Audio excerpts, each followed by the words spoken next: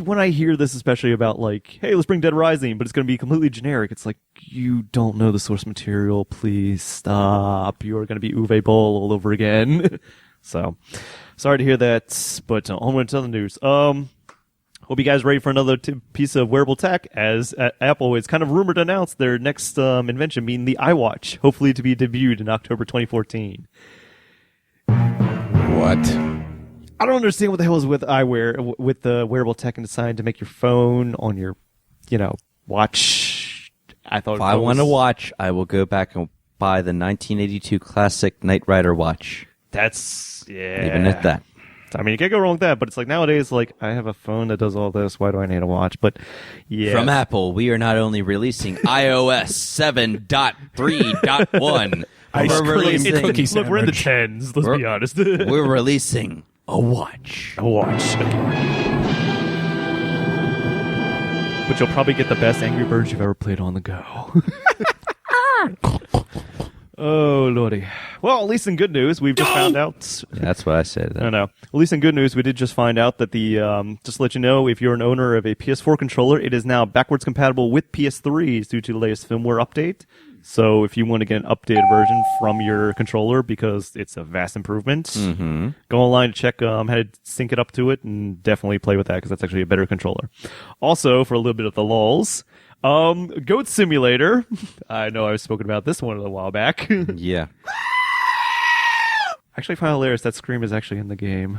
It is. Well, I found it. They call it the Goat Helm for a reason, so. Yeah, true. Goat Simulator will actually be releasing a retail box copy to store shelves coming this mid-July for $10. Damn genius.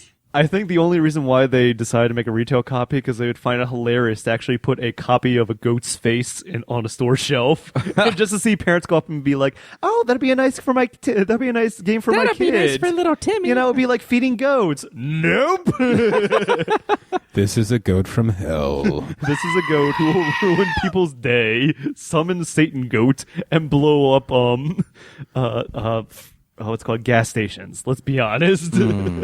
You say there was a rocket or like a pack? There's a jetpack in the game. Yes. Actually, the recent patch update, the 1.1 update, has now added more creatures, so now you can be a giraffe in it as well, and multiplayer support as well. Yes. Actually, oh my God, I will say as well, speaking of fun, speaking of awesome animal simulators, I saw a Kickstart project. The cat simulator. I saw that and I'm like, wow. Cat lateral damage. Yes. Cat simulator. There is a cat simulator, as you can paw your way and destroy as much of the environment as you can, and that has actually gotten a lot of money. We'll see. I mean, hey, if one works, why not another one? So, yeah. Goat Simulator. Actually pretty... Get down, Mittens. Down, kitty. Oh, that's one tough pussy. Aren't they all, my friend? Aren't they all? Hope your girlfriend's asleep there, Brian. Not likely. Okay. We did find out actually this week in upcoming QuakeCon 2014, all attendees there will get to see a extended trailer and first sneak peek at the next Doom 4/Doom that was showed off at E3. Kind of a tease trailer there that we had at E3, but now we're going to have full, more in-depth look at the upcoming Doom. So, nice to be looking at this and bring it back and see that id Software is bringing back Doom. So thanks to Bethesda for getting that all together. But again, this is only for attendees of QuakeCon. It's going to be in the Hilton Anatole, I think, in Dallas from July 17th to the 20th. So if you're in the area and you go to QuakeCon, there you go, buddy. Okay. Next up, just to show a little bit of record news, Steam, actually, with its past Steam sale that we had going on last week. I don't know how you guys are out there or kept your wallets surviving, but if you didn't, like me, you're on about a mortgage loan right about now. But as we found out, actually, Steam broke its record this past Sunday, by having 8 million concurrent users this past Sunday, obviously on the last day of the Steam sale. So just beating out their last record, which was on the previous Steam sale of 7,500,000 Steam concurrent users at one time. So showing a 30% increase in user accounts. So a lot of people are moving over to the PC as well right now, which is good. Okay. And seeing Steam having a lot of people play Steam. So that's basically all it is. But other than that, A little bit of unfortunate news that we find out that with the recent release of Rebellion's Sniper Elite 3, that is a World War II styled kind of almost simulator sniper game, we just found out, unfortunately, that there about 7,050 Steam keys, to be precise, were actually found to be stolen keys sold on third-party vendors. So those who were affected had their keys revoked on Steam. Unfortunately, Rebellion has come out and said that they will grant a free access to their DLC as part of this compensation, the Target Hitler DLC, for those who were affected. But of course, those who are affected are raging mad on, especially the internet, and saying how much they hate Rebellion and would like to have a refund. But let's be honest, Rebellion's not the one to be, discouraged at. You bought a stolen key off a sketchy third-party sites, and you're asking the company to give you a refund. No, you asked the third party to give you a refund because that's how it works. Mm-hmm. It's not Rebellion's fault. It's your own fault for going to a sketchy website. Rebellion is giving you a free DLC if you register by July 4th. So that's a little bit close. But again, it's the idea of trying to bring back the lost sale, basically, is that, you have a person that basically bought a stolen copy, and that's basically lost revenue. If you give a little enticing bit of DLC to bring it back in, hopefully get that profit, you might get it. But at the same time, you may have lost that. They may be, go ahead and just get the pirate copy. Again, you can't prove that with sales figures, but that's what they're trying to do. So sad to see that Rebellion has had to come down with this crap thrown at them. But yeah, just don't trust sketchy sites, guys. Seriously. That's all I have to say.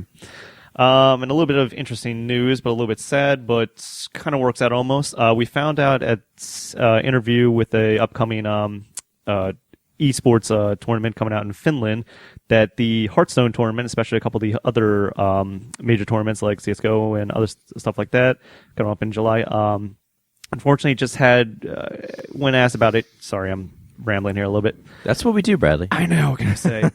I'm just trying to get my thoughts together, sorry. In a recent interview with the Finland organization, I think it's the AROS Finland tournament coming up, found out that there's going to be a lot of the major events were going to be a male-only competition, and they said this and came out with it. When asked by reporters why, especially the Hearthstone tournament, was going to be and described as being a male-only competition, they said, well, we're just following the policies and guidelines by the International Esports Federation, the IESF, which is a South Korean-based organization that holds up policies and procedures for international esports regulations. So then they got hit by the bombardment of the internet and asked, why do you have just, are you basically being kind of sexist here and just saying, you just have basically male and female, and they're denying female organization, female to that. And, unfortunately, they came back with actually a pretty legitimate explanation. Unfortunately, I'm probably not going to say it the best, but they said we didn't see it as being, we weren't setting it up or intentionally set it to be sexist. We were trying to create the idea of competition within the markets without it being, set up and designed so that it'd be, harder for female gamers to get into the industry. This is a male-dominated industry, unfortunately, as it is for competition-wise, and there's not that many girls that want to get into the industry, and many that don't have too many outlets to get into there. Since going back, especially to the tournament in Finland, they have now changed it, so now it's no longer a male-only and female-only. They now have a open-to-all section tournament and a female-only tournament. Now, the idea is to promote competition. Unfortunately, because this is still a male-dominated society that it is in the industry, there's still not that much for especially female esports gamers to get out there. Now, of course, the IESF has been putting their policies in line with those with traditional sports regulations for international policies. And they wanted to keep it, trying to create an esports into actual sports. Now, of course, when I hear that, I'm like, why would you want to make it a traditional sport? It's esports. It's not going to be the same as you do with sports. Plus, you have the benefit of creating something new, something fresh. Right. So why would you want to go after something that's, you can go way above and beyond, like, let's say a soccer athlete or, a basketball athlete. You can do more with your esports. They can do more broadcastings via Twitch, stuff like that. You can't, you're not going to go out and watch somebody practice for like 3 hours a day. Mm-hmm. It's not really entertaining. But if you go see an esports, cast up their just practice casting, and they can go over tips and tricks and do like that, that could be a little bit more entertaining. Mm-hmm. So it's sad to see that they had these regiments in place to try and, put it in line with traditional sports, but at the same time, they're at least open to changing their policies at the same time. So good to see that they're opening it up a little bit more, bringing the female gamers to give it more accessibility to them, shall we say? I want to say bring it in because it'll breed a lot more competition, make it a lot more user-friendly, especially when it comes to Hearthstone and how big it's come, especially in the esports network, and now how it's generating a lot more attention. It's an easy outlet, especially for them, for female gamers out there that want to get into it. It's an easy way to get in. Stuff like StarCraft being very competition, and stuff like Dota 2. It's a very intensive and mind-focused kind of game, and a lot of things you have to keep on track at one time. It's a very thinking man's game, shall we say? But not to say like easy to get in there, but still nice that they're opening it up. So open to all, women only. Check for it in the future. So last thing I wanted to touch on this, there was a picture I sent out on to both Brian and James here, asking, if this is a picture of a woman, and asked if she looked any resemblance to anybody you knew. Yeah, I'm looking at the picture real quick, and Can you describe it to the audience? Can you describe the person to the audience? Blonde, kind of like pigtails, maybe. Short shorts. Kind of resembles Anna Faris, I guess, because I heard somebody drop that earlier. I'm patent pending that wearing a jacket, pink. I don't know, something pink like a fanny pack around her. I don't know. Can you kind of gauge where, like, area of the country, let's just say the U.S. We're sticking with the U.S. Like, where do you think they would come from? She looks European, probably. European? I'd say European. Scandinavian? I don't know. Okay. I was just saying, like, where do you think they live? Just given by the background or wherever they live. Or the clothing line itself. No idea. Okay. California, maybe. Okay. Well, I'll just say that, you have the picture up on Instagram. Out with it. Look. All right, I'll leave it up. Well, turns out the picture I sent you is actually a picture of a character from Grand Theft Auto 5. This is the character, let me get this here, Lacey Jones. Oh, I heard about this. I know where you're going with this, yes. This is the character, Lacey Jones, who plays a Vinewood, which is the makeup Hollywood in Grand Theft Auto 5, a Vinewood actress that you have to help out in one mission, basically help her get away from the paparazzis, and she basically dialogues the entire way through about being... the troubles of being an actress, and basically being a prima donna the whole way through. You find out she has an eating disorder, and just basically a lot of these third world problems, and spoiled rich brat that you just want to smack across your head. Well, apparently Lindsay Lohan thinks that this is her. I'm not kidding.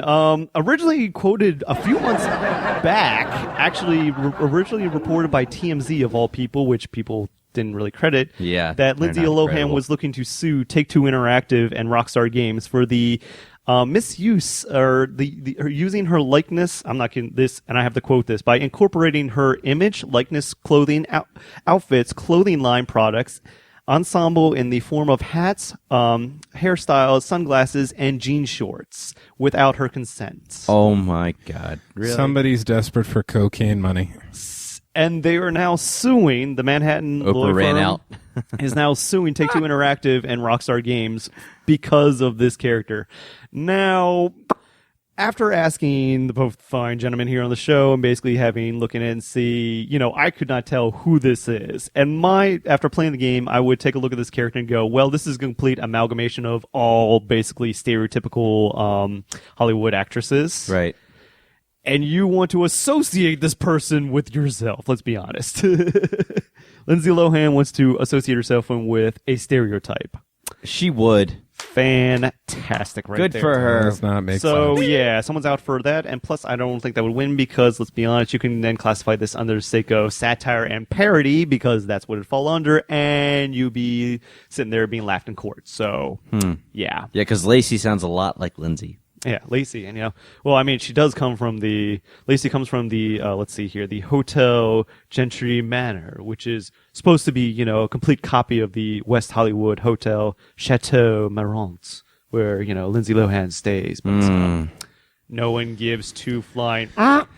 Yeah. Somebody's desperate for anything at this point.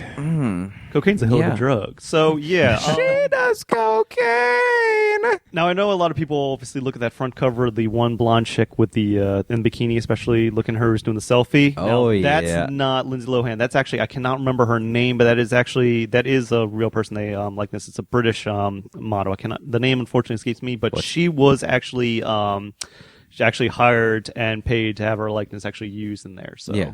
she She looks